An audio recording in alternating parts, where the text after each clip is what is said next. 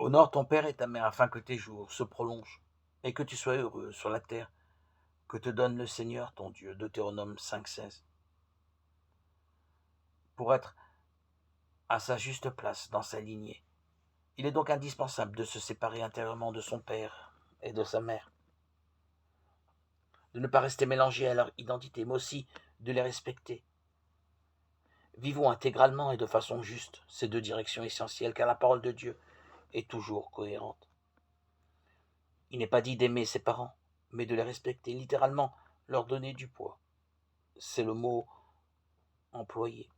Un enfant qui a été maltraité, qui a été abandonné par ses parents ne pourra probablement pas les aimer d'affection, mais il devra toujours les reconnaître comme géniteurs, ne pas leur enlever cette place sous peine d'avoir lui-même de graves désordres intérieurs, de détruire une part de lui-même.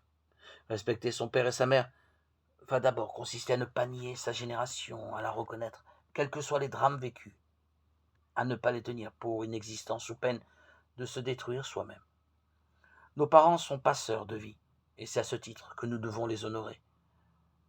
La vie n'appartient pas à nos parents, elle vient de Dieu, mais ils nous la transmettent et ont en cela un rôle fondamental. Nous venons de Dieu, nous allons à Dieu et nous passons par nos parents. Le passage peut être accidenté et laisser quelques séquelles. Il est impossible de l'éviter.